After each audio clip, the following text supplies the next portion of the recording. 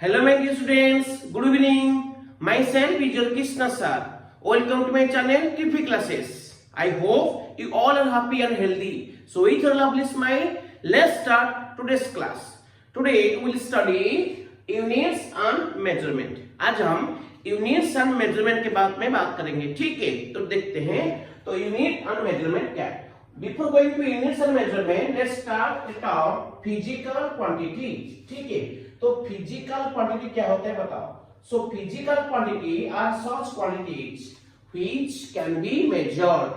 जो क्वांटिटी को हम मेजर कर सकते हैं उनको क्या कहते हैं? Physical quantity. Means the measurable quantities are called physical quantity. आप कहोगे सर क्या फिजिकल क्वांटिटी मतलब जिसको हम मेजर कर सकते हैं, जो क्वांटिटी को हम मेजर कर सकते हैं उसको हम कहते हैं फिजिकल क्वांटिटी. आप कहोगे सर क्या किसी को मेजर कर सकते हैं? सपोज मैं कहूं किसी का लेंथ, ठीक है, चाहे छोटा हो या बड़ा, लेंथ को हम मेजर कर सकते हैं. ये मार्कर का लेंथ, ये घर का लेंथ, ये बोर्ड का लेंथ, ठीक है, यहां से तुम्हारे घर से तुम्हारी स्कूल का लेंथ.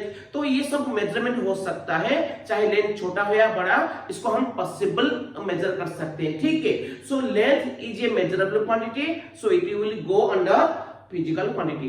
मास, उस तरह मास क्या होता है? मास हम भी मेजर कर सकते हैं, ठीक है. तो मास भी एक physical quantity. Time, temperature, force, velocity, work, energy, power, momentum, impulse, सारे के सारे होते हैं हमारा फिजिकल क्वांटिटी. सीधी सी बात याद रखना, जो क्वांटिटी को हम मेजर कर सकते हैं, जो measurable quantities are called physical quantity, ठीक है.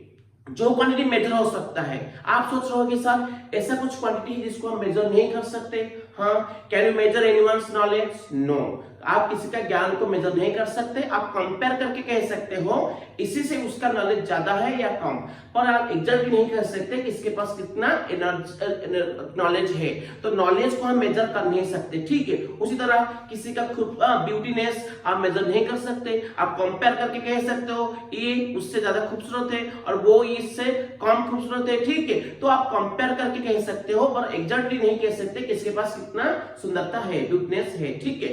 सो किसी का बिहेवियर, ये फल का मिठास, फूल का खुशबू, ये सारे के सारे नॉन मेजरेबल क्वांटिटी, इसको हम मेजर कर नहीं सकते, सिर्फ कंपेयर कर सकते हैं, ठीक है. So these are non measurable, means they are not physical quantities. Physical quantity वही क्वांटिटी होंगे जिसको हम मेजर कर सकते हैं, जिसका मेजरमेंट किया जा सकता है, जिसका मेजरमेंट पॉसिबल हो सकता है, उसको हम कहते हैं physical quantity. Length, mass, time, temperature, work, energy, electric current, power, pressure, force, momentum, impulse, torque, electric field, ये सारे के सारे जो होते हैं ना, ये हमारा फिजिकल क्वांटिटी होते हैं, उसको हम मेजर कर सकते हैं, ठीक है. तो याद रखो, जो क्वांटिटी मेजर होने के लायक है, जिसको हम मेजर कर सकते हैं, उसको हम कहते हैं फिजिकल क्वांटिटी. अच्छा, before going to physical quantity in detail, so let's start. Physical quantity किसके ऊपर डिपेंड करता है, ठीक है. फिजिकल क्वांटिटी दो चीज के ऊपर डिपेंड करता है. एक होता है इसका न्यूमेरिकल वैल्यू, न्यूमेरिकल वैल्यू, ठीक है, न्यूमेरिकल वैल्यू, और यूनिट्स, और इसका सिस्टम ऑफ यूनिट्स, इसके ऊपर डिपेंड करता है. आई बात समझ गए? तो फिजिकल क्वांटिटी जिसके ऊपर डिपेंड करता है, न्यूमेरिकल वैल्यू, और इसको हम कह सकते हैं मैग्नीट्यूड, ठीक है. और दूसरा क्या है इसका यूनिट्स, इसको दोनों के ऊपर डिपेंड करता है. सपोज मैंने फिजिकल क्वांटिटी लिया n, बड़ा n ले लिया फिजिकल क्वांटिटी, वो दो चीज को डिपेंड करता है. एक होता है न्यूमेरिकल वैल्यू स्मॉल n, और उसका यूनिट u, ठीक है, इसके ऊपर डिपेंड करता है. जैसे कि मैं आपको एग्जांपल तौर पे बताऊं, सपोज मैं कहा 10 मीटर, 10 मीटर. अच्छा, 10 मीटर यहां पे ये क्या हुआ? यूनिट. ये हो गया मैग्नीट्यूड और ये हो गया उसका यूनिट. ये पूरा होता है बड़ा n, जिसमें 10 होता है उसका स्मॉल n और m होता है उसका u. तो ये मीटर होता है इसका यूनिट, 10 होता है उसका न्यूमेरिकल वैल्यू या मैग्नीट्यूड. तो ये होता है बड़ा n होता है फिजिकल क्वांटिटी. तो फिजिकल क्वांटिटी दो चीज को डिपेंड करता है. एक होता है न्यूमेरिकल वैल्यू और मैग्नीट्यूड, और दूसरा होता है उसका क्या ना यूनिट. इधर यूनिट क्या है? मीटर. अच्छा, इसको हम एक और कैसे लिख सकते हैं? देखो 10 मीटर और मीटर को मैं सीएम में कन्वर्ट करूं, क्या होगा ना, और 100 मल्टीप्लाई हो जाएगा, तो ये क्या हो जाएगा 1000 सेंटीमीटर. देखो यहाँ पे ये क्या हो गया न्यूमेरिकल वैल्यू 1000 और cm क्या हो गया उसका यूनिट। याद रखो जब यूनिट का साइज चेंज होता है उसका न्यूमेरिकल वैल्यू भी चेंज होता है। कैसे ना, रिवर्सली चेंज होता है। कैसे देखो, मीटर बड़ा यूनिट था, सेंटीमीटर क्या कर दिए ना, छोटा कर दिए, छोटा यूनिट, और उसका न्यूमेरिकल वैल्यू इधर क्या था, छोटा था 10, इधर क्या हो गया 1000। तो यहां से आपको क्या देखने को मिलता है ना, जो न्यूमेरिकल वैल्यू होता है small n is inversely proportional to what ना, इसका यूनिट। ये क्योंकि यहाँ पे जो n होता है ना वो कांस्टेंट होता है, चाहे आप 10 मीटर लो या 1000 सेंटीमीटर लो, ये दोनों का वैल्यू सेम है, मतलब दोनों के लिए n क्या है कांस्टेंट। अगर n कांस्टेंट होता है, ठीक है, अगर n कांस्टेंट होता है तो n की जगह हम लिख सकते हैं स्मॉल n इनटू u, तो ये क्या होगा कांस्टेंट। तो यहाँ पे स्मॉल n क्या होगा कांस्टेंट इनटू क्या है 1/u, कांस्टेंट हटा दो तो इक्वल बन जाएगा क्या प्रोपोर्शनल 1/u। मतलब एक फिजिकल क्वांटिटी का न्यूमेरिकल वैल्यू उसका यूनिट के साथ क्या है ना, इनवर्सली प्रोपोर्शनल। अगर न्यूमेरिकल वैल्यू बढ़ता है तो उसका यूनिट क्या घटेगा। देखो 10 था, इधर क्या हो गया 1000, न्यूमेरिकल वैल्यू बढ़ा पर उसका जो यूनिट है वो क्या हुआ घटा, मीटर से क्या हो गया सेंटीमीटर। आई बात समझ में। तो याद रखना, तो ये फिजिकल क्वांटिटी होता है वही क्वांटिटी जिस क्वांटिटी को हम मेजर कर सकते हैं, जो मेजरेबल के लिए लायक है, जिसका मेजरमेंट हो सकता है, वो होता है फिजिकल क्वांटिटी। और ये फिजिकल क्वांटिटी दो तरह का होता है। कौन सा? एक होता है फंडामेंटल क्वांटिटी और बेस क्वांटिटी, और दूसरे को कहते हैं डिराइव्ड क्वांटिटी। ठीक है, डिराइव्ड क्वांटिटी दूसरा होता है। तो बताओ फंडामेंटल क्वांटिटी क्या होता है? जनरली ये फिजिकल क्वांटिटी होता है दो टाइप का, एक होता है फंडामेंटल क्वांटिटी, खास होता है फंडामेंटल क्वांटिटी, और इसको और एक नाम में बोलते हैं बेस क्वांटिटी। ठीक है, बेस क्वांटिटी। और दूसरा क्या होता है बताओ? दूसरा होता है डिराइव्ड क्वांटिटी। ठीक है, क्या है डिराइव्ड क्वांटिटी, ये होता है दूसरा। देखते हैं वन बाय वन बात करेंगे। इससे पहले मैं आपको एक छोटा सा एग्जांपल लेता हूं। मैथ में आपको पता है कितना डिजिट होते हैं? 10 डिजिट होते हैं। कैसे ना, 0 1 2 3 4 5 6 7 8 या 9। देखो 1 से 9 तक, 9 ये 0 मिलकर हो गया 10। ये 10 डिजिट इस्तेमाल होते हैं मैथमेटिक्स में। ठीक है, तो ये 10 जो होते हैं ना वो होते हैं फंडामेंटल इंडिपेंडेंट, जिसको बेस कहते हैं ना, इंडिपेंडेंट, कोई किसी के ऊपर डिपेंड नहीं करता। अगर मैं 5 लिखना चाहता हूं, किसी के बारे में सोचता हूं क्या? नहीं, और बाकी डिजिट के बारे में सोचता नहीं हूं, क्योंकि ये 5 क्या है इंडिपेंडेंट। तो ये फंडामेंटल होते हैं या बेस होते हैं। अगर मैं लिखूं 7 लिखूं, बताओ 7 क्या हुआ ना, ये भी इंडिपेंडेंट, ये भी फंडामेंटल, क्योंकि जब 7 में लिखता हूं ना मैं और कोई डिजिट के ऊपर डिपेंड नहीं करता। इसके उस समय जब साथ में लेता हूं उस समय मैं और कोई डिजिट के बारे में सोचता नहीं हूं, बात नहीं करता। तो ये भी इंडिपेंडेंट 7 क्या है ना, ये भी इंडिपेंडेंट यानी कि फंडामेंटल डिजिट। तो ये सारे के सारे होते हैं फंडामेंटल डिजिट, कोई किसी के ऊपर डिपेंड नहीं करता। पर अगर मैं लिखना चाहूं 75, बताओ अभी 75 क्या हो जाएगा ना, 75 लिखने के लिए मुझे 7 की जरूरत है और 5 की जरूरत है। तो ये 75 को लिखने के लिए ये दोनों चाहिए। तो ये 75 ये दोनों को डिपेंड करता है, डिपेंडेबल है, डिपेंड करता है, मतलब 5 7 से वो आया हुआ है, एक्सट्रैक्टेड है। डिराइव्ड मतलब एक्सट्रैक्टेड, जो आया हुआ है, जो दूसरों से बना हुआ है उसको कहते हैं डिराइव्ड। तो 75 कितना हुआ हमारा? अब 7 5 को मिला लेके हुआ, तो 7 5 होते फंडामेंटल, फंडामेंटल के ऊपर डिपेंड करके ये बना, मतलब 7 5 से ये डिराइव्ड हुआ, एक्सट्रैक्ट हुआ, इसलिए उसको क्या कहते हैं डिराइव्ड डिजिट कहेंगे। 75 होगा डिराइव्ड। इस तरह आप लिख सकते हो ना 92, ये डिपेंड करेगा किसके ऊपर? 9 और 2 के ऊपर डिपेंड करेगा। तो ये डिपेंड करता है, ये भी डिजिट क्या है, ये जो आएगा तुम्हारा नंबर, इस में जो नंबर आया 92 जो नंबर आ रहा है, ये सारे के सारे क्या होते हैं ना, ये सारे के सारे होते हैं डिराइव्ड, क्योंकि वो ये फंडामेंटल नंबर के ऊपर डिपेंड करते हैं। तो अगर ये ना होते ये नहीं बन पाता। तो ये सारे के सारे उससे बना हुआ है, उससे आया हुआ है, वहां से एक्सट्रैक्टेड है और डिराइव्ड है। तो इसको कहते हैं डिराइव्ड नंबर। तो इस तरह हम कितना डिराइव्ड बना सकते हैं बताओ? बहुत सारा, अनगिनत, इनफाइनाइट नंबर का हम डिराइव्ड नंबर बना सकते हैं। तो याद रखो एक चीज, फंडामेंटल का नंबर हमेशा लिमिटेड होता है, काउंटेबल होते हैं वो, और जो तुम्हारा डिराइव्ड नंबर होते हैं ना, वो होता है अनलिमिटेड, अनकाउंटेबल होते हैं, बहुत सारे, इनफिनिट, अनगिनत होते हैं। याद रखो ये सीधी बात। फंडामेंटल हमेशा limited in number, they are limited, ठीक है। और जो डिराइव्ड होते हैं ना, उन बहुत सारे होते हैं, दे आर अनलिमिटेड और इनफाइनाइट, ठीक है। तो ये होता है दो फंडामेंटल और डिराइव्ड। तो वन बाय वन चलते हैं। तो फंडामेंटल हमेशा क्या होते हैं ना, नंबर में लिमिटेड होते हैं। इधर कितना डिजिट हुआ 10, वो फिक्स है। और डिराइव्ड नंबर कितना बन सकता है, बहुत सारा, अनगिनत बन सकता है, ठीक है। तो चलते हैं फर्स्ट वाला, फंडामेंटल और बेस क्वांटिटी, ठीक है। तो बताओ फंडामेंटल बेस क्वांटिटी क्या है? These are physical quantities which are independent of other physical quantity. जो फिजिकल क्वांटिटी अदर फिजिकल के ऊपर डिपेंड नहीं करते, इंडिपेंडेंट, उनको कहते हैं फंडामेंटल क्वांटिटीज और बेस क्वांटिटीज, ठीक है। और उनका नंबर अभी मैंने कहा, क्या कहा, तो उनका नंबर हमेशा सीमित होता है, लिमिटेड होते हैं वो, ठीक है। तो बताओ यहाँ पे फिजिक्स में फंडामेंटल क्वांटिटी यानी कि बेस क्वांटिटी कितने होते हैं ना, लिमिटेड कितना हो 7, ठीक है। तो फास्ट देखते हैं, फास्ट वाला क्या होता है, फास्ट होता है लेंथ, LENGTH, लेंथ, ये होता है symbol capital L। Second mass, ये होता है बड़ा M, मास। सेकेंड, थर्ड होते हैं टाइम, T। फोर्थ होता है टेम्परेचर।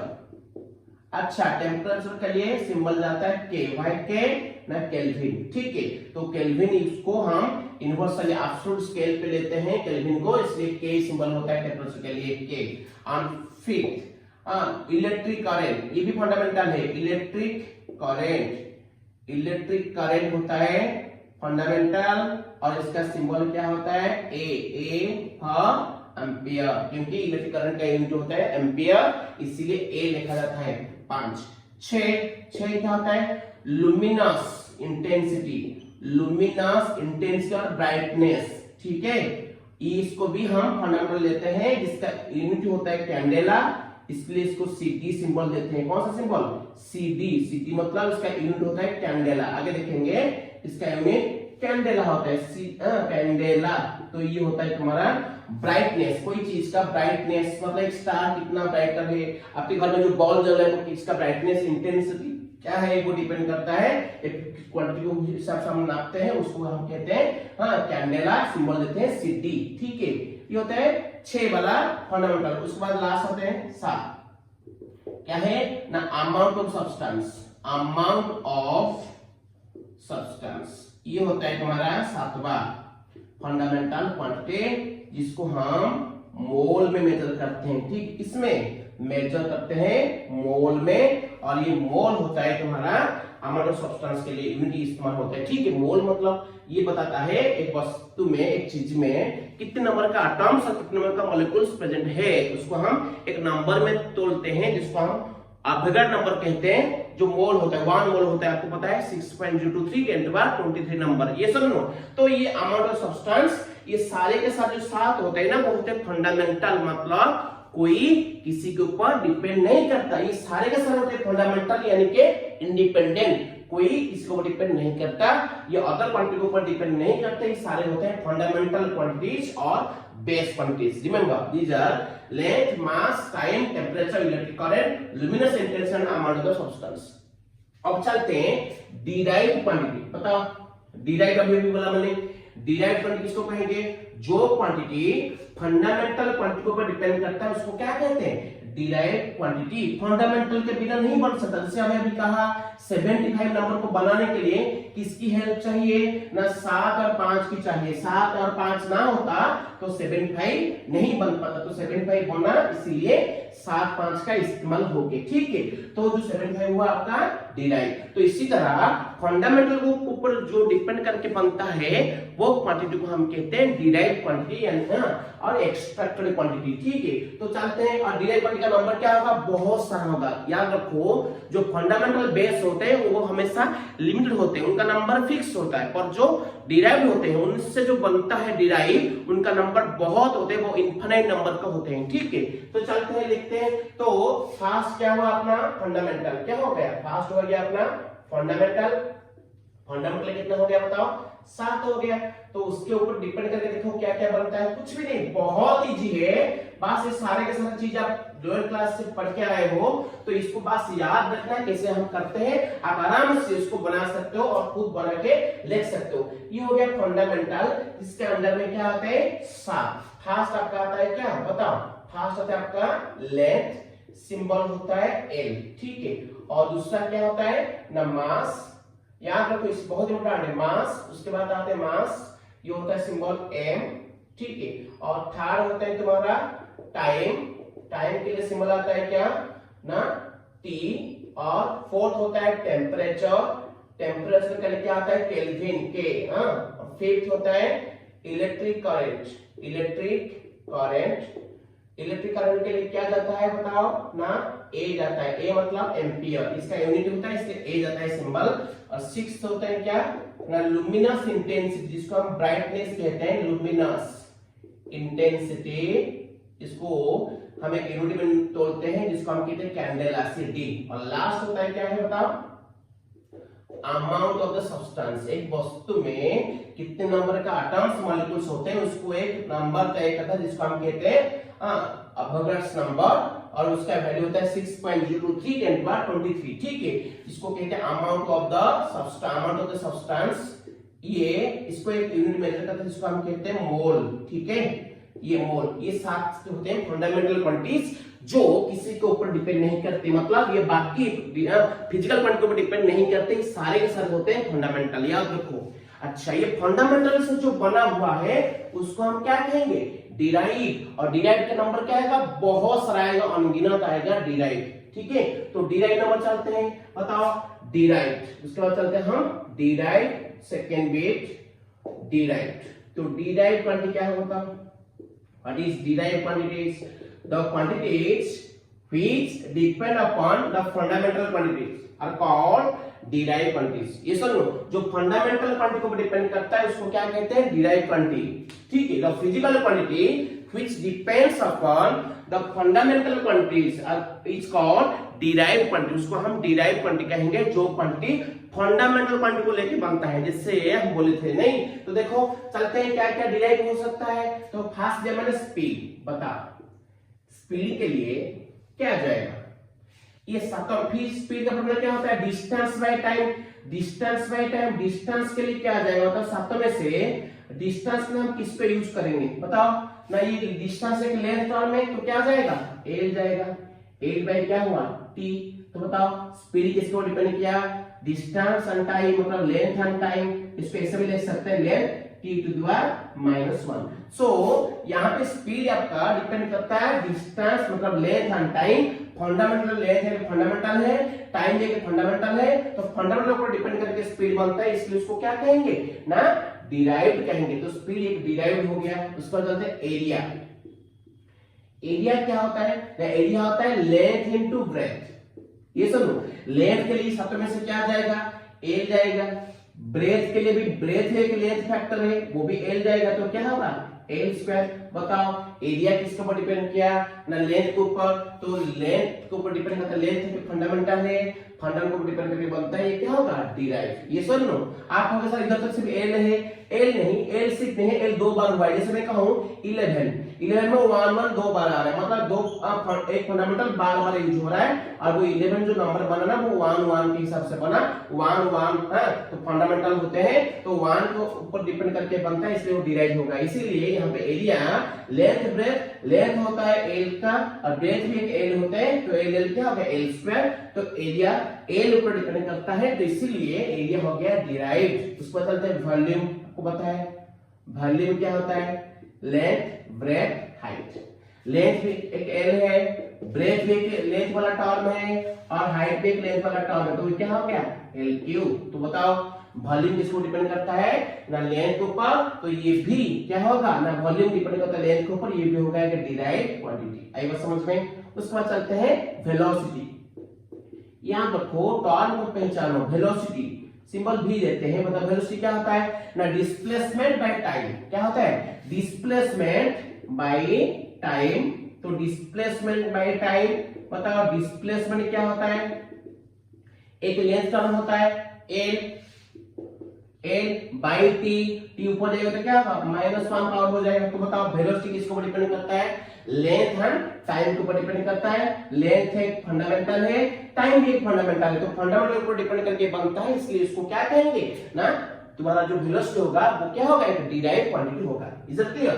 ओके, सो वेलोसिटी के बाद आते हैं एक्सीलरेशन। बहुत इजी है ये वाला चीज, बहुत इंपॉर्टेंट होता है वेलोसिटी, इसको याद रखो। उसमें से बाकी जितने भी आगे आगे आप टर्म पढ़ोगे ना, फिजिकल क्वांटिटी पढ़ोगे ना, उसको आप याद रख लोगे आसानी से अगर वेलोसिटी आपके दिमाग में है। और ये जो सिंबॉलिकल फॉर्म में लिखा है ना, ये फंडामेंटल का सिंबॉलिकल फॉर्म, ये जो क्वांटिटी हम लिखे डिराइव जो फंडामेंटल को डिपेंड करता है, ये उनका सिंबॉलिकल फॉर्म, इसको याद रखना, ठीक है। अब चलते हैं एक्सीलरेशन। बताओ, एक्सीलरेशन सिंबल होता है ए, क्या होता है, velocity, change in velocity by time, मतलब वेलोसिटी बाय टाइम। वेलोसिटी क्या होता है, एल टी माइनस 1 बाय क्या हो गया टी, तो बताओ क्या होगा एल टी टू माइनस 2। बताओ एक्सीलरेशन ए किसके ऊपर डिपेंड करता है, लेंथ के ऊपर डिपेंड करता है और टाइम के ऊपर डिपेंड करता है। लेंथ एक फंडामेंटल है, टाइम एक फंडामेंटल है, इसीलिए जो फंडामेंटल के ऊपर डिपेंड करके बना हुआ है उसको हम डिराइव कहते हैं। इस हिसाब से एक्सीलरेशन हुआ हमारा डिराइव क्वांटिटी, ठीक है। अच्छा, एक्सीलरेशन में आते हैं फोर्स। बताओ फोर्स क्या होता है, फोर्स F होता है m इंटू ए, ठीक है। m के लिए तो m जाएगा, a आपका क्या मिला है एल टी माइनस 2। बताओ फोर्स किसके ऊपर डिपेंड किया, मास जो फंडामेंटल है, लेंथ ये भी फंडामेंटल है, टी टाइम ये भी फंडामेंटल है। फंडामेंटल के ऊपर लेके जो बनता है, फंडामेंटल को लेके जो बनता है वो क्या होगा, डिराइव होगा। तो ये तीनों फंडामेंटल को लेके बनता है, ठीक है। तो फोर्स क्या होगा, डिराइव, चाहे फंडामेंटल एक के ऊपर डिपेंड करे, दो के डिपेंड करे, कि सात के साथ के ऊपर डिपेंड करे, ये डिपेंड करता है मतलब फंडामेंटल के ऊपर, वो डिराइव ही होगा। तो फोर्स क्या होगा आपका डिराइव। फोर्स पर आते हैं प्रेशर। बताओ प्रेशर क्या होता है, फोर्स बाय क्या होता है एरिया। फोर्स देखो सिंबॉलिकल फॉर्म क्या मिला इसका, M L T minus 2 by area क्या होगा, ऊपर लिखा है मैंने A square, area L square, area होगा एल स्क्वायर, ठीक है। लेंथ का स्क्वायर एरिया लिखेंगे तो एल स्क्वायर होगा, तो क्या हो जाएगा बताओ प्रेशर के लिए, एक एल कट जाएगा तो ये क्या होगा एम, नीचे वाला जो एल बचा होगा ऊपर जाएगा तो उसका पावर क्या हो जाएगा -1 और T1 -2। ये हो गया तुम्हारा प्रेशर। किसके ऊपर डिपेंड करता है, मास जो फंडामेंटल है, लेंथ ये भी फंडामेंटल है, टाइम ये भी फंडामेंटल है। तो फंडामेंटल ऊपर डिपेंड करके ये बना हुआ है, इसीलिए प्रेशर आपका क्या होगा, ये भी एक डिराइव्ड क्वांटिटी होगा, ठीक है। उसके बाद चलते हैं वर्क या एनर्जी।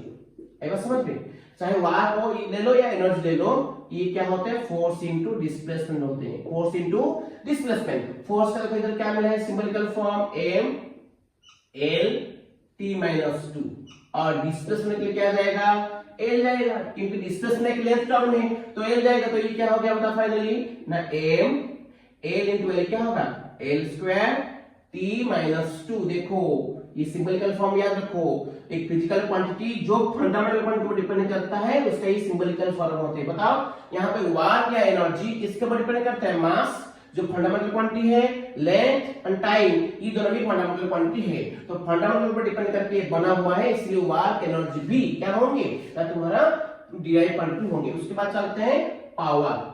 बताओ पावर का फॉर्मूला क्या होता है, बहुत इजी, आप सारे के सारे नॉलेज एक दूसरे के साथ एक चेन की तरह अटैच्ड है, एक रखोगे यार बाकी सब इसके साथ रिलेटेड है, धीरे धीरे बाकी सब आराम से लिख पाओगे। तो पावर क्या होता है बताओ, फॉर्मूला वर्क बाय टाइम, और वर्क का सिंबल फॉर्म क्या मिला m l2 t माइनस 2, अब बाय टाइम क्या होगा t, बताइए क्या हो जाएगा ना m l2 t to the minus 3 हो जाएगा। तो पावर किसको डिपेंड करता है, mass length and time. Mass length time तीनों क्या होते हैं फंडामेंटल होते हैं, फंडामेंटल को डिपेंड करके बनता है, तो पावर क्या होगा ये भी डिराइव्ड होगा। आई बात समझ में। उसके बाद चलते हैं मोमेंटम। अब एक टर्म सुने हो मोमेंटम।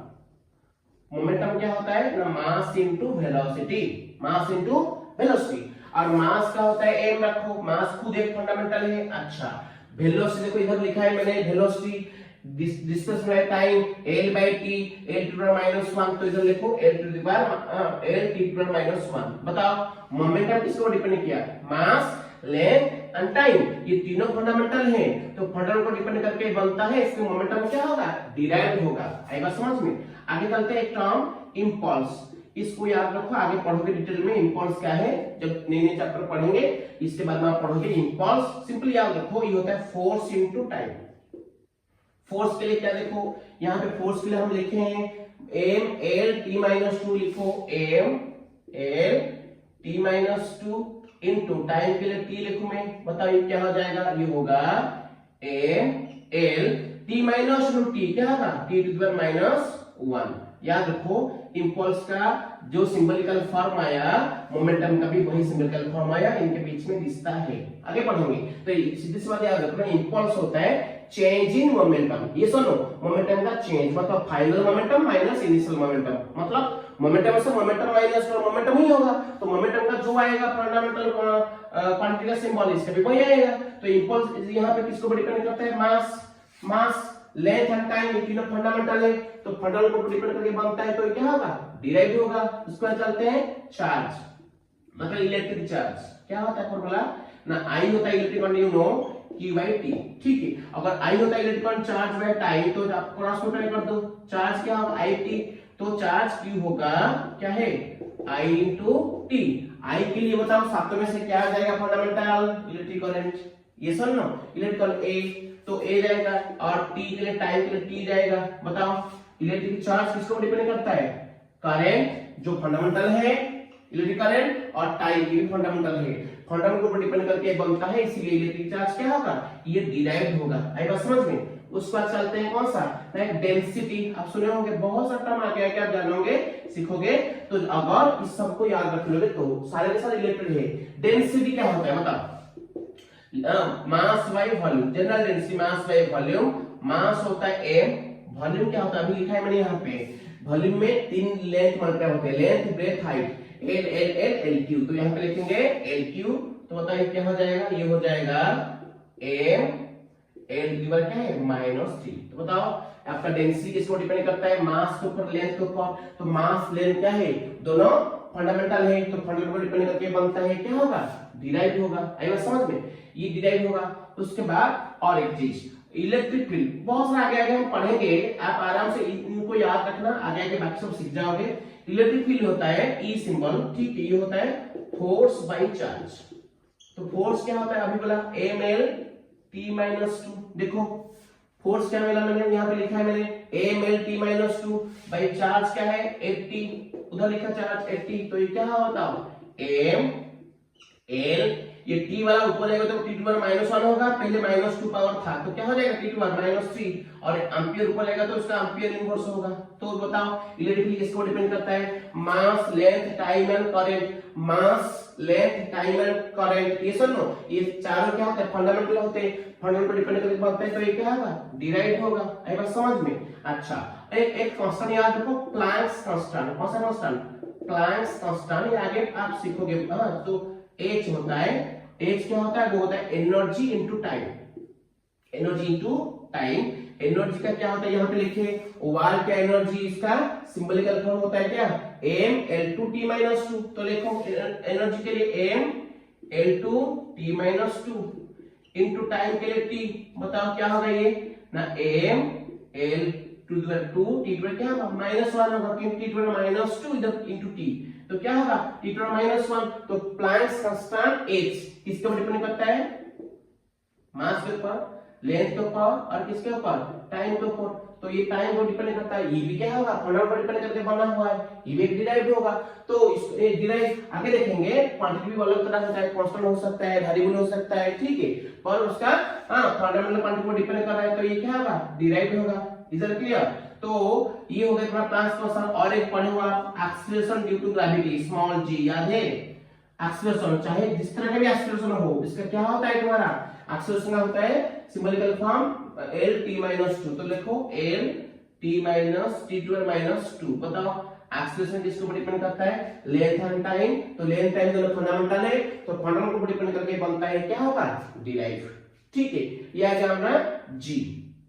तो उसके बाद आपको पता है क्या ना पोटेंशियल डिफरेंस, याद रखो ये बहुत सब चीज देखो क्या, पोटेंशियल डिफरेंस उसको सिंबल देते हैं v, ये क्या होता है वर्क डन बाय चार्ज, क्या होता है वर्क डन बाय चार्ज, और वर्क डन का क्या होता है इधर देखो सिंबलिकल फॉर्म m L2t-2, तो लिखेंगे m L2 T2 by charge क्या होता है 80, यहाँ पे लिखे हैं चार्ज ना, इलेक्ट्रिक चार्ज 80, तो ये क्या हो जाएगा बताओ ना, m L2 T2 -3 ये हो गया पोटेंशियल डिफरेंस। इसको भी सिंबल भी देते हैं, बी के लिए बहुत सिंबल यूज होता है, भी बहुत क्वांटिटी के लिए इस्तेमाल होता है, जैसे कि वॉल्यूम के लिए भी होता है, वेलोसिटी के लिए भी होता है, पोटेंशियल डिफरेंस के लिए भी होता है। आप वो सिंबल पे मत जाओ, आप देखो वो क्वांटिटी क्या मेंशन है, ठीक है, उसी हिसाब से आप चलना। तो potential difference work by charge होता है, तो उसका सिंबल का फॉर्म आ गया m L2 T2 -3 T2 तो ये फंडामेंटल देखो, मास, लेंथ, टाइम, इलेक्ट्रिक करंट, चारों क्या होते हैं फंडामेंटल। फंडामेंटल के ऊपर डिपेंड करके बना हुआ है, क्या होगा डिराइव्ड होगा, क्या होगा डिराइव, तो डिराइव क्वांटिटी होगा, ठीक है। और बहुत सारा इसे, जैसे और एक आपको पता है resistance, you know what is resistance. Resistance आप पढ़े हो, हाँ लोअर क्लास में, यहाँ पे ओम्स लॉ ये सब पढ़े हो रेजिस्टेंस। तो यू नो रेजिस्टेंस क्या होता है, V होता है IR, मतलब potential difference equal to current into resistance. तो R क्या होगा यहाँ पे, तो R होगा V बाई क्या है I। तो V का देखो, V पोटेंशियल डिफरेंस क्या मिला, m L2 T-3 A-1, ये मिला किसका V का। और बाई I के लिए क्या आ जाएगा नीचे एम्पियर, तो क्या हो जाएगा m L2 T-3 A तो क्या होगा -2, क्योंकि नीचे जो A जाएगा ऊपर क्या होगा माइनस इनवर्स हो जाएगा पावर, तो -1 हो जाएगा पावर, पहले -1 था तो -2 पावर हो जाएगा। देखो रेजिस्टेंस किसको डिपेंड करता है, मास, लेंथ, टाइम और इलेक्ट्रिक करंट, ये चार फंडामेंटल होते हैं। तो फंडामेंटल को डिपेंड करके बनता है क्या होगा डिराइव्ड क्वांटिटी। और एक क्वांटिटी आपको कह देता हूं, electrical capacitance, electrical capacitance C क्या होता है ना, कैपेसिटेंस Q बाई क्या होता है चार्ज बाई पोटेंशियल डिफरेंस होता है। चार्ज का क्या होता है 80, पोटेंशियल डिफरेंस का क्या मिला है इधर देखो m L2 T-3 A-1, ये क्या होगा बताओ, m ऊपर जाएगा तो उसका पावर नेगेटिव हो जाएगा इनवर्स, a जाएगा तो क्या होगा L-2 होगा, T-3 था ऊपर जाएगा क्या होगा T-3 होगा, पहले T था तो क्या T-4, A-1 जाएगा ऊपर तो A-1 होगा, मतलब A होगा, पहले से A था क्या हो जाएगा A²। बताओ इलेक्ट्रिकल कैपेसिटेंस किसको डिपेंड करता है, मास के ऊपर डिपेंड करता है, लेंथ, टाइम, इलेक्ट्रिक करंट, ये फंडामेंटल क्वांटिटी, तो इसको डिपेंड करके बनता है। तो ये क्या होगा डिराइव होगा। इस तरह बहुत सारा आप डिराइव आगे पढ़ोगे, बस इतना याद रखो, जितना हम कोर्स को आगे लेते जाएंगे डिराइव क्वांटिटी के बारे में आप बताते जाएंगे, बहुत सारा धीरे धीरे सीख जाओगे, पर बेसिक इतना ही याद रखो, आप बाकी सब याद रख लोगे आराम से। और एक बता देता हूं, हाँ universal gravitational constant capital G, small g था acceleration due to gravity, capital G होता है यूनिवर्सल ग्रेविटेशनल कांस्टेंट, तो उसका वैल्यू क्या होता है ना F² by m1 into m2, ये होता है दो बॉडी का मास, F होता है उनके बीच में जो ग्रेविटेशनल फोर्स, R होता है distance between the two body, ठीक है। तो इसी हिसाब से अब चलो फोर्स का क्या है, अभी मैंने मिटा दिया, फोर्स का क्या था m L T-2 था, और R का क्या है ना, R का होता है, R होता है डिस्टेंस, उसका कौन सा आएगा फंडामेंटल लेंथ जाएगा, तो लेंथ जाएगा तो उसको ऊपर स्क्वायर मतलब क्या होगा L² बाई, इधर मास है, मास के लिए m जाएगा, और एक मास है उसके लिए भी m जाएगा। बताओ G का फंडामेंटल क्वांटिटी का सिंबलिकल फॉर्म क्या हुआ, देखो m कट जाएगा, एक m ऊपर जाएगा तो क्या होगा उसका पावर -1 होगा। अभी L² क्या होगा L3, और T² क्या है -2। बताओ यूनिवर्सल ग्रेविटेशनल कांस्टेंट G मास, लेंथ, टाइम के ऊपर डिपेंड करता है, ये इनको ऊपर डिपेंड करके बना हुआ है, इसका ये क्या है ये भी डिराइव होगा। तो डिराइव से इस बात याद रखना, जो फंडामेंटल से बना हुआ है, जो फंडामेंटल से आया हुआ है, फंडामेंटल से उसका बनावट हुआ है, उसको हम क्या कहते हैं डिराइव। तो बहुत सारा डिराइव आप आगे सीखते जाओगे, फिलहाल इतना ही याद रखो डिराइव क्वांटिटी, ठीक है। तो ये फंडामेंटल, डिराइव और इनका नंबर अनगिनत होते हैं, मैंने आपको बोला है डिराइव होते हैं वो बहुत सारा होते हैं, क्योंकि वो फंडामेंटल लेके बनता है, और फंडामेंटल नंबर हमेशा लिमिटेड होते हैं, पर उनसे जो बनता है डिराइव वो बहुत सारे होते हैं, अनलिमिटेड इनफाइनाइट नंबर का होते हैं, ठीक है। अच्छा ये हो गया तुम्हारा डिराइव क्वांटिटी, फंडामेंटल क्वांटिटी, आई बात समझ में। अच्छा आगे चलते हैं, जो चैप्टर का नाम लिखे हम यूनिट, वो क्या है, वो बहुत इंपॉर्टेंट होता है। यूनिट क्या है, अभी आपके समझ में क्या आ गया, फिजिकल क्वांटिटी, जो क्वांटिटी को हम मेजर कर सकते हैं, जो क्वांटिटी आर मेजरेबल उसको हम कहते हैं फिजिकल क्वांटिटी, और वो दो तरह के होते हैं, फंडामेंटल यानी कि बेस और क्वांटिटी, और दूसरे होते हैं तुम्हारा डिराइव क्वांटिटी। जो क्वांटिटी फंडामेंटल क्वांटिटी से बना हुआ है उसको हम कहते हैं डिराइव क्वांटिटी। और एक बात, फंडामेंटल क्वांटिटी का नंबर हमेशा लिमिटेड होते हैं, वो फिक्स नंबर होते हैं, और डिराइव जो होते हैं वो बहुत सारे होते हैं, अनगिनत होते हैं, इनफाइनाइट नंबर के होते हैं डिराइव क्वांटिटीज, याद रखना, ठीक है। ये होता है तुम्हारा फिजिकल क्वांटिटी और उसका दो टाइप का क्लासिफिकेशन। अब चलते हैं यूनिट, बहुत इंपॉर्टेंट है। तो यूनिट क्या है बताओ, कोई आपको पूछेगा यूनिट क्या है ना, यूनिट मतलब it's a standard of measurement, simply it's a standard of measurement, जिसको हम रेफर करते हैं एक फिजिकल क्वांटिटी को नापने के लिए। It is a standard of reference. तो what is unit? The reference standard which is used to measure a physical quantity। एक फिजिकल क्वांटिटी को मेजर करने के लिए जो स्टैंडर्ड को हम रेफर करते हैं, लेते हैं, चुनते हैं, मानते हैं, उसको हम कहते हैं उसका यूनिट। जैसे कि मैं बोलूं, समझ मैंने बोला डिस्टेंस, डिस्टेंस एक फिजिकल क्वांटिटी है, ठीक है। तो उसको मेजर करने के लिए आप कौन सा स्टैंडर्ड ले सकते हो डिस्टेंस के लिए बताओ ना? आप सेंटीमीटर ले सकते हो, मीटर ले सकते हो, किलोमीटर ले सकते हो, माइल ले सकते हो, इंच ले सकते हो, फुट ले सकते हो। तो ये उसका स्टैंडर्ड ऑफ मेजरमेंट किसका ना, लेंथ का। अगर मैं मास बोलूं, एक फिजिकल क्वांटिटी मास लेता हूं, तो उसके स्टैंडर्ड के लिए आप किसको रेफर कर सकते हो? कौन से स्टैंडर्ड को आप रेफर कर सकते हो मास को मेजर करने के लिए? क्या बताओ ना? ग्राम ले सकते हो, किलोग्राम ले सकते हो, क्विंटल ले सकते हो, टन ले सकते हो। आई बात समझ में? ये सारे क्या होते हैं ना, मास का मेजरमेंट होते हैं, स्टैंडर्ड ऑफ मेजरमेंट होते हैं मास के लिए। तो ये उनका यूनिट होगा मास का। तो एक फिजिकल क्वांटिटी को मेजर करने के लिए जो स्टैंडर्ड को हम लेते हैं, रेफर करते हैं, लेते हैं, चुनते हैं, उसको क्या कहते हैं ना, unit. What is unit? The reference standard which is used to measure a physical quantity is called its unit. Once more, the reference standard which is used to measure a physical quantity is called its unit. एक physical quantity को measure करने के लिए जो standard को हम refer करते हैं, लेते हैं, उसको हम कहते हैं उसका यूनिट, ठीक है। अच्छा बताओ, तो रेफरेंस करेंगे फिजिकल क्वांटिटी को मेजर करने के लिए, उसको हम कहते हैं यूनिट, ठीक है। तो फिजिकल क्वांटिटी को मेजर करने के लिए जो स्टैंडर्ड को हम लेते हैं उसको हम कहते हैं यूनिट। अच्छा बताओ, फिजिकल क्वांटिटी कितने टाइप का था? दो टाइप का। तो यूनिट भी दो टाइप का होगा। कौन सा होगा ना? एक होगा फंडामेंटल यूनिट्स जो फंडामेंटल क्वांटिटी को मेजर करेगा, एक होगा डिराइव यूनिट्स जो डिराइव क्वांटिटी को मेजर करेगा, ठीक है। मैंने सीधी से बोला ना, जो फिजिकल क्वांटिटी को मेजर करता है वो होता है यूनिट। फिजिकल क्वांटिटी दो तरह का, एक होता है फंडामेंटल, दूसरा होता है क्या है, डिराइव।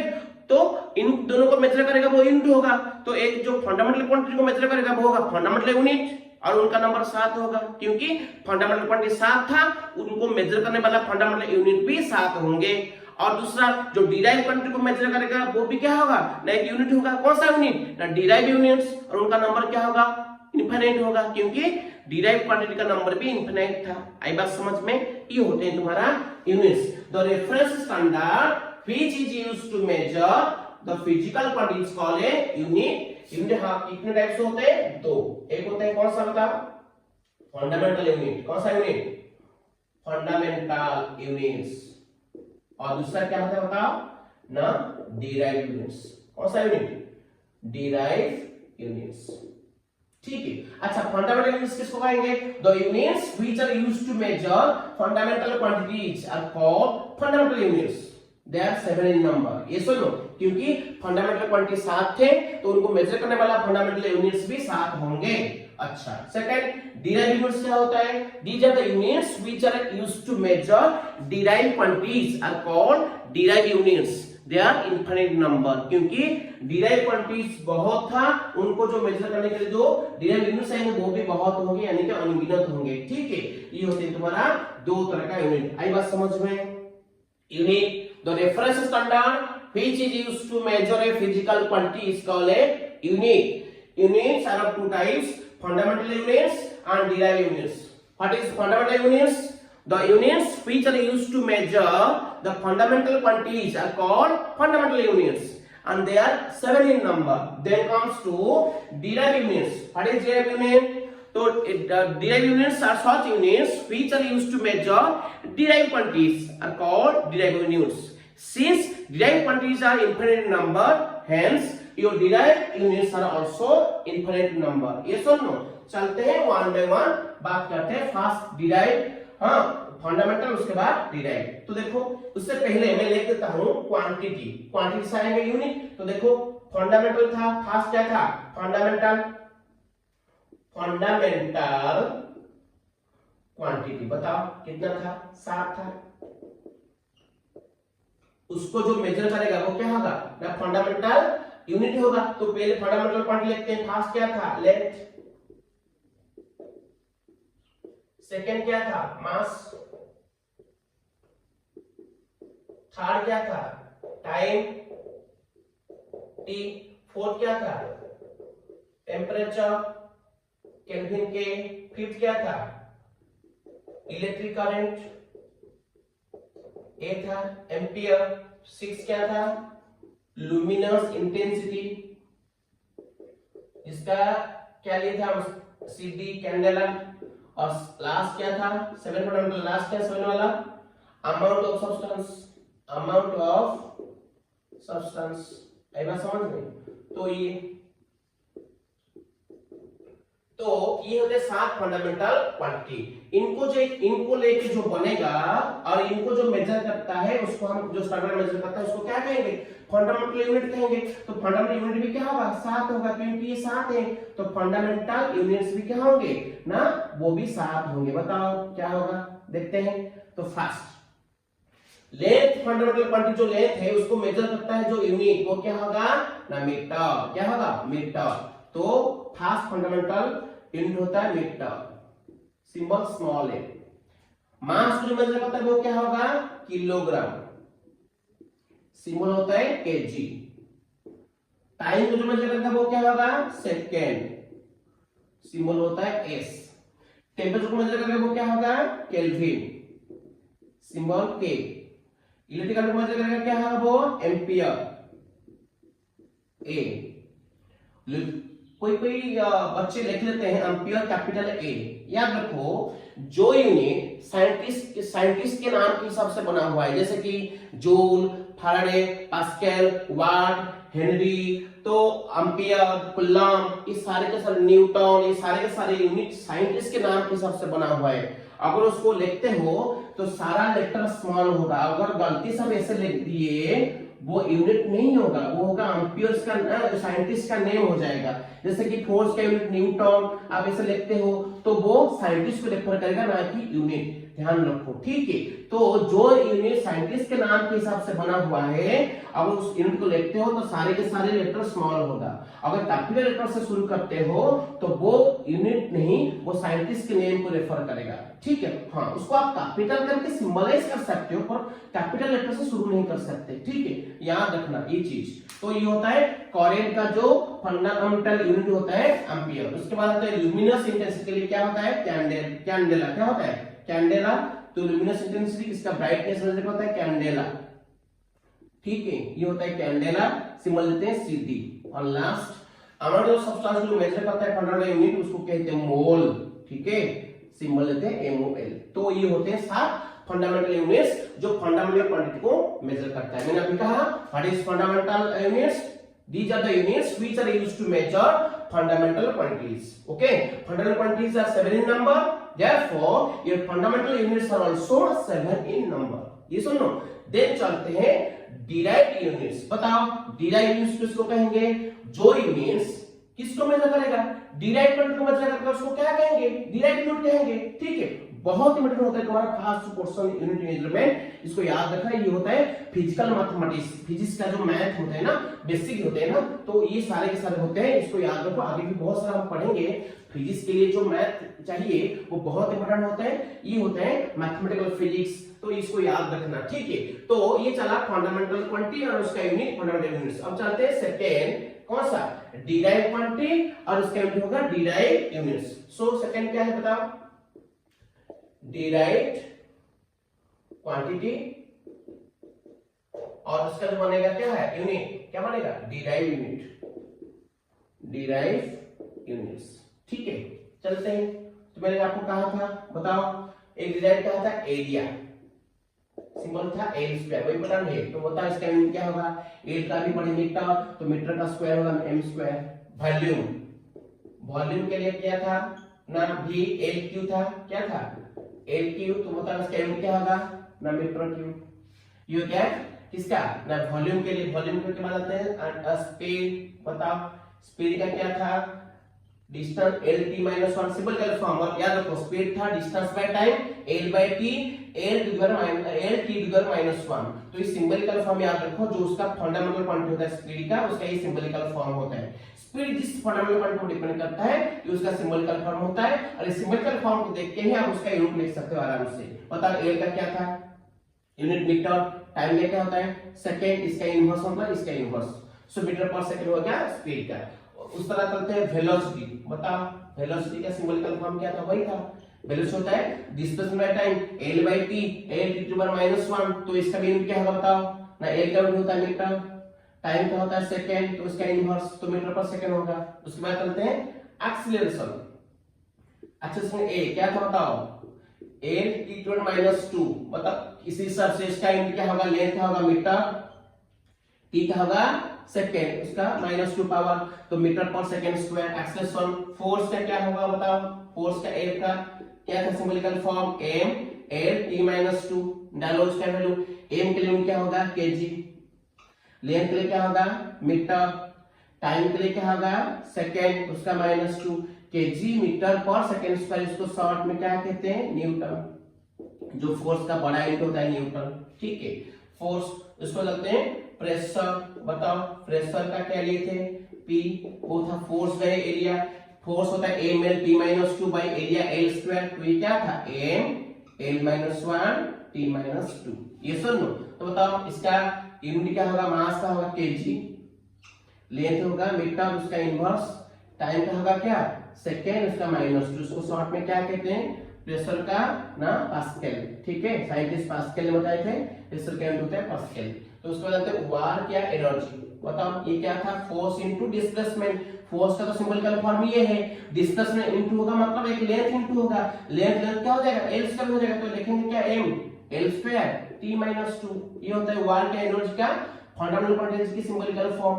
तो इसका यूनिट क्या होगा बताओ, मास के लिए होगा केजी, लेंथ के लिए क्या होगा मीटर, उसका स्क्वायर, टाइम के लिए क्या होगा सेकेंड, उसका माइनस टू, ठीक है। ये क्या हो जाएगा, इसको शॉर्ट में लिखते हैं जूल। क्या लिखते हैं जूल। तो याद रखो वार का एनर्जी का जो यूनिट होता है बड़ा यूनिट उसको जूल कहते हैं। ये होगा उसका डिराइव यूनिट्स। वार का एनर्जी उसको मतलब पावर, ठीक है। पावर, पावर क्या होता है बताओ वार बाय टाइम। ये वार का है सिंबलिकल फॉर्म, बाय टाइम कर लो तो क्या होगा m l to t minus three. बताओ इसका यूनिट क्या होगा, मास के लिए केजी, लेंथ के लिए मीटर, उसका स्क्वायर था, टाइम के लिए सेकेंड, उसका माइनस थ्री पावर था। तो ये क्या हो जाएगा साथ में वाट, पावर के लिए होता है वाट। ये होते हैं उसका डिराइव यूनिट्स, ठीक है। पावर क्या उसके बाद आते हैं charge, electric charge. Electric charge क्या था Q इक्वल क्या है I T, I का एम्पियर, T का T। तो बताओ इसका यूनिट क्या होगा एम्पियर, एक एम्पियर T होता है टाइम का सेकेंड, तो क्या होगा एम्पियर सेकेंड। इसको क्या कहते हैं कूलम कहते हैं, साइंटिस्ट कूलम ने बताए थे कूलम। ये होता है चार्ज का यूनिट। उसको बोलते हैं डेंसिटी। बहुत सारा आप सिंबलिकल फॉर्म में याद रखोगे, एक फिजिकल क्वांटिटी और डिराइव फिजिकल क्वांटिटी कौन सी फंडामेंटल क्वांटिटी को डिपेंड करता है उसका सिंबलिकल फॉर्म याद रखोगे तो आराम से उसका यूनिट आप लिख सकते हो। जैसे कि डेंसिटी क्या था सिंबल उसका रो होता है, ये होता है मास बाय वॉल्यूम। बताओ इसका क्या है सिंबलिकल फॉर्म m बाय वॉल्यूम मतलब l क्यूब, ऊपर जाएगा तो क्या होगा l टू द माइनस 3। बताओ इसका यूनिट क्या होगा l का केजी, m का केजी, l का होगा मीटर, उसका माइनस क्या है 3 केजी पर मीटर क्यूब। ये होता है डेंसिटी का क्या है ना डिराइव यूनिट्स। आगे बढ़ते हैं कुछ और मैंने यहाँ पे लिखा डिराइव क्वांटिटीज और यहाँ पे लिखा उसका यूनिट। और कुछ लिखते हैं डिराइव यूनिट्स, ठीक है। तो बताओ फास्ट डिराइव क्वांटिटी, ये तो गया बहुत सारा डिराइव। अभी और कुछ डिराइव क्वांटिटी बोलो। जिसमें मैंने कहा था इलेक्ट्रिक फील्ड, इलेक्ट्रिक फील्ड क्या था इलेक्ट्रिक फील्ड का E, सिंबल E होता है। ये होता है फोर्स बाय क्या है चार्ज। फोर्स का था m l t minus two, charge होता है 80। तो बताओ यहाँ पे क्या होगा m l t minus three m minus one. तो लिख लो उसका सिंबल क्या फॉर्म लिखोगे तो यूनिट निकालना इजी होगा। तो m l t minus three m minus one, ठीक है। ये हो जाएगा तुम्हारा किसका? इलेक्ट्रिक फील्ड का। बताओ उसका यूनिट क्या होगा? मास का होगा केजी, लेंथ होगा मीटर, टाइम का होगा सेकेंड, उसका -3, एम्पियर होता है करंट का, भाई एम्पियर रहेगा A-1। तो बताओ ये उसका यूनिट, और उसका एम्पियर से लिख सकते हो एएमपी, एम्पियर, एम्पियर इनवर्स, ये सुन लो। तो ये सारे होते हैं इलेक्ट्रिक फील्ड का क्या होते हैं? Derive units. अब चलते इलेक्ट्रिक फील्ड के पास क्या पढ़े थे हम? बताओ इलेक्ट्रिक फील्ड में पढ़े थे electric potential difference, potential difference, potential difference भी क्या पढ़े थे ना? V होता है W/Q। क्या होता है? W/Q। W होता है वाट, वाट का क्या होता है? M L2T-2 बाई चार्ज होता है 80। तो होता है क्या होगा? M L2T-3 A-1। इसका सिंबल फॉर्म याद रखो। तो देखो क्या है? M L2T-3 A-1। ठीक है, क्या होगा? T-3 A-1। मतलब इसका एम क्या होगा? एम का होगा केजी, लेंथ का होगा मीटर, उसका स्क्वायर, टाइम का सेकेंड, उसका -3, एम्पियर, एक एम्पियर, उसका -1। इसको शॉर्ट में कहते हैं वोल्ट। याद रखो किसका ना? पोटेंशियल डिफरेंस का यूनिट होता है वोल्ट। ठीक है, तो ये हो गया पोटेंशियल डिफरेंस। उसके बाद चलते हैं कौन सा? Capacitance, electrical capacitance. अभी क्या है? इलेक्ट्रिकल कैपेसिटेंस तो क्या होता है? C क्या होता है? Q/V होता है। Q क्या होता है? 80, और V इधर लिखा है मैंने ML2T-3 A-1। तो बताओ ये क्या होगा? ऊपर जाएगा तो M होगा इनवर्स L2T4 A2 हो जाएगा। तो लिखो M इनवर्स L देगा -2 होगा, L -2, तो L2 था, ऊपर जाएगा तो -2, T4 A2। बताओ इसका यूनिट क्या होगा? कैपेसिटेंस का M का होगा kg, लेंथ का इसका इनवर्स L का मीटर, उसका -2, T का सेकेंड, 4 पावर, A का एम्पियर, उसका पावर क्या है? 2। इसको शॉर्ट में कहते हैं फैराड। क्या कहते हैं? फैराड। कैपेसिटेंस का यूनिट होता है फैराड। ठीक है, और एक बात मैंने आपको याद करो, रेजिस्टेंस। रेजिस्टेंस का क्या बोलते हैं? सब धीरे धीरे आप सीख जाओगे। रेजिस्टेंस बताओ, रेजिस्टेंस क्या था? मैं रेजिस्टेंस का R होता है V/I, voltage by current, potential difference by current. V का क्या था? अभी लिखा है मैंने V का, ये सिंबल का फॉर्म देखो M L2T-3 A-1 बाय नीचे I मतलब एम्पियर। तो क्या होगा? ये M L2T-3 A-2। लिखो उसका सिंबल का फॉर्म M L2T-3 A-2। उसी हिसाब से उसका यूनिट डालो। मास के लिए होगा केजी, लेंथ के लिए होगा मीटर, उसका स्क्वायर, टाइम के लिए होगा सेकेंड, उसका -3, ए होगा एम्पियर, उसका पावर क्या है? -2। इसको शॉर्ट में कहते हैं, याद रखो क्या कहते हैं? ओम कहते हैं। रेजिस्टेंस का यूनिट आप पढ़ लो ओम। तो ये होता है रेजिस्टेंस। अच्छा, और एक बार बोला था, क्या बोला था? प्लांक्स कांस्टेंट एक था, क्या था? ET, energy to time. Energy क्या होता है? M L2T-2, टाइम क्या होता है? T। ठीक है, तो T मल्टीप्लाई करो तो क्या होगा? ये M L2T-1। तो क्या होगा? M L2T-1। तो बता इसका यूनिट क्या होगा? M के लिए kg, लेंथ के लिए मीटर, उसका स्क्वायर, टाइम के लिए सेकेंड, उसका -1। ठीक है, उसके बाद क्या पढ़े थे ना? और एक पढ़े थे ना, small g, acceleration due to gravity. इसका क्या था? L-T-2। जैसा एक्सेलरेशन होता है ना नॉर्मली, उसका वही होगा, ये एक्सेलरेशन ड्यू टू ग्रेविटी, मतलब एक तरह का एक्सेलरेशन। L-T-2 होगा। बताओ L क्या होता है? kg, T क्या होता है? सेकेंड, सॉरी L क्या होता है तुम्हारा? मीटर पर सेकेंड स्क्वायर। तो ये होता है G का। अच्छा, कैपिटल G का क्या था? मतलब कैपिटल G था F² बाई क्या है? M1 into M2। F का क्या था? बताओ F का क्या था? ML-T-2, और रेडियस होता है लेंथ, उसका स्क्वायर, नीचे मास इनटू मास, मास स्क्वायर। तो ये क्या था? M-1 L3T-2। तो M-1 L3T-2। बताओ इसका यूनिट क्या होगा? मास का होगा kg, उसका इनवर्स, लेंथ का होगा मीटर, उसका Q, T का होगा क्या है? T होता है किसका ना? टाइम का। क्या होगा? सेकेंड, उसका पावर क्या है? -2। ये हो गया कैपिटल G, मतलब यूनिवर्सल ग्रेविटेशनल कांस्टेंट का क्या है? यूनिट। आई बात समझ में? उसके बाद मोमेंटम। मोमेंटम क्या होता है? मैंने आपको बोला था, मोमेंटम होता है mass into velocity. Mass into velocity, mass होता है m, और वेलोसिटी क्या होता है?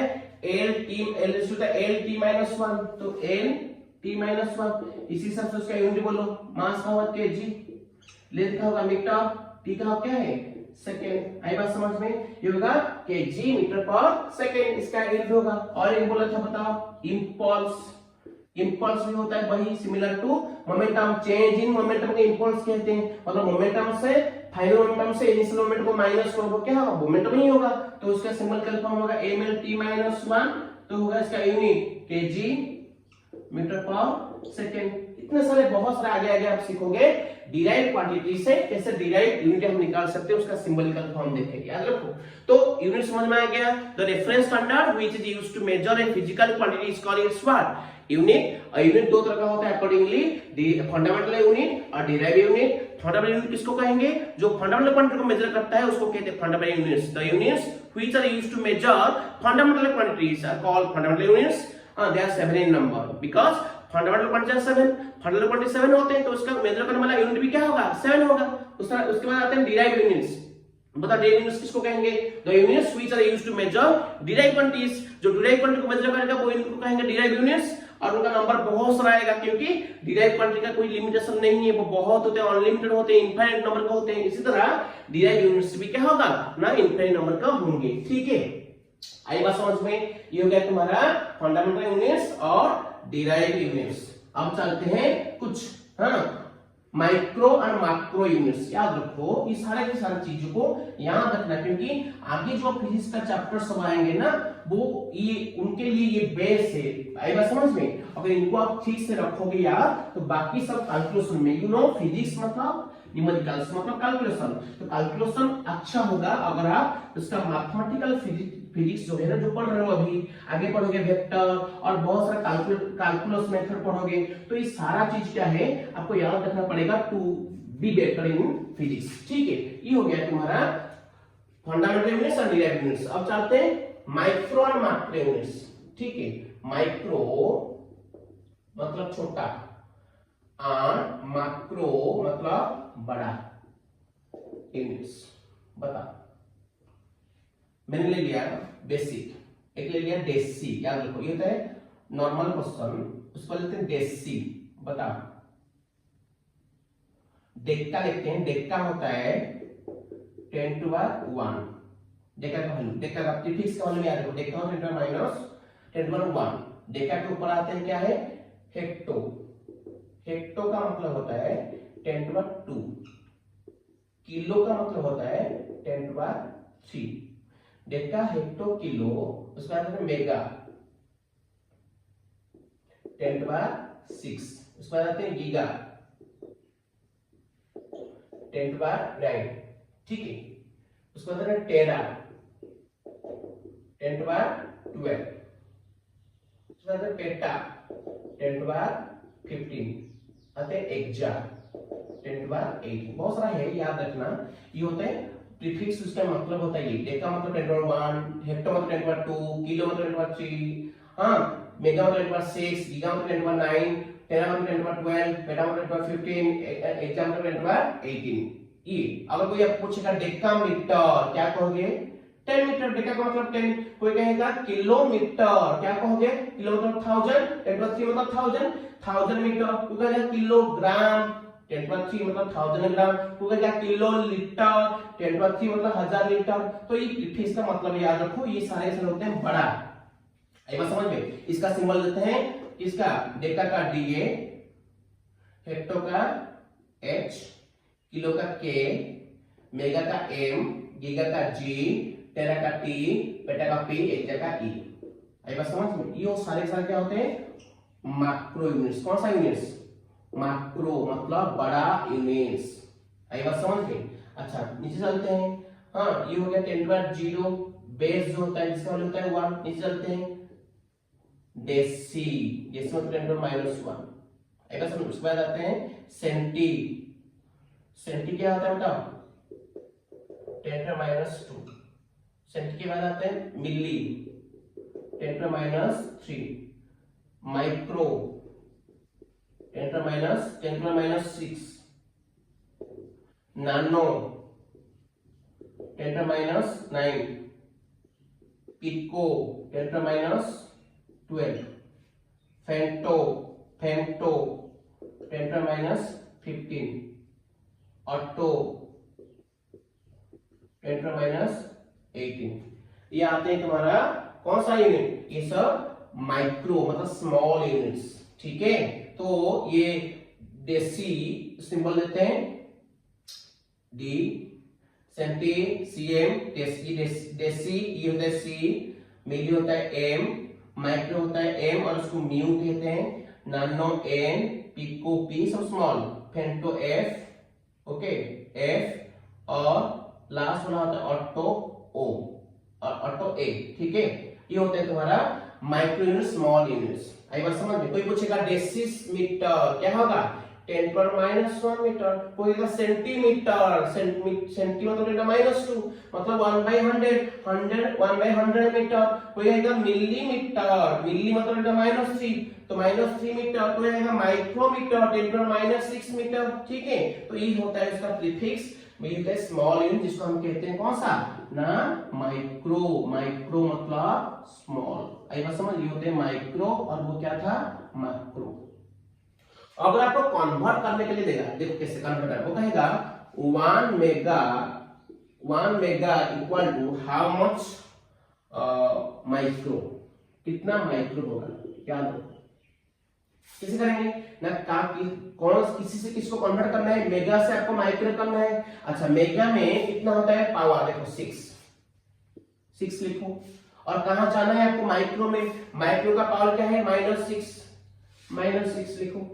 तो जहां से जहां जाना है उसका पावर से उसका पावर को माइनस कर दो, तो क्या होगा ये बता, 6 + 6 क्या होगा 12, तो उसको 10 पर पावर दे दो, तो ये क्या होगा 10 पर 12 माइक्रो 1 मेगा। अगर मैं कहूं 1 किलो मतलब kilometre, kilo litre, kilo gram कुछ भी दो, मतलब किलो में प्रीफिक्स की बात कर रहा हूं, किलो को कन्वर्ट करेंगे नानो में, किसमें 1 किलो कितना नानो होगा, मतलब 1 किलोमीटर कितना नानोमीटर होगा, 1 किलोग्राम कितना नानोग्राम होगा, कोई किलो से नानो जाना है, किलो देखो किलो प्रीफिक्स का पावर क्या होता है 3 उस -2, उसके बाद कहां जाना है नानो, नानो का पावर क्या होता है -9, तो जहां से जहां जाना है दोनों का पावर माइनस कर लो, तो किलो का पावर होता है 10 का पावर 3, नानो का होता है 10 का पावर -9, 3 से -9 को माइनस करो, क्या होगा 3 - 9 प्लस 3 + 9 क्या होगा 12, तो ये क्या हो जाएगा 10 to the 12। अगर रिवर्स चलते हैं, मैं कहूं ठीक है पिको 1 पिको कितना गीगा होगा, बताओ आप बताओ खुद। पिको में पावर क्या होता है, देखो पिको में -12, 10 का पावर -12 होता है, -12 लिखना, उसके बाद माइनस देना, कहां जाना है गीगा में क्या होता है पावर 9 होते हैं, तो वो पावर को माइनस करना, जहां से जाना है उसके 10 के पावर को, जहां जाना है उसका 10 के पावर को माइनस करो, तो -12 - 9 क्या होगा -21 होगा, वो 10 ऊपर पावर दे दो, तो 1 पिको क्या होगा 10 to the power -21 गीगा। आई बात समझ में। ये था मैक्रो एंड माइक्रो यूनिट्स, ठीक है। फिर हल ये जो कॉन्सेप्ट है बहुत इंपॉर्टेंट, कमिंग क्लास आके हम उसका और एक कॉन्सेप्ट देखेंगे जो इसके और उसके बाद और भी एडवांस यूनिट देखेंगे, डायमेंशनल थ्योरम देखेंगे और supplementary units plane angle, solid angle सब दिखेंगे, ठीक है। और एक नेक्स्ट क्लास में हम देखेंगे, तो मिलते हैं अगले क्लास में। Thank you very much to all of you guys, enjoy your days, wish all the best for your career, जय Jagannath, thank you very much, thank you.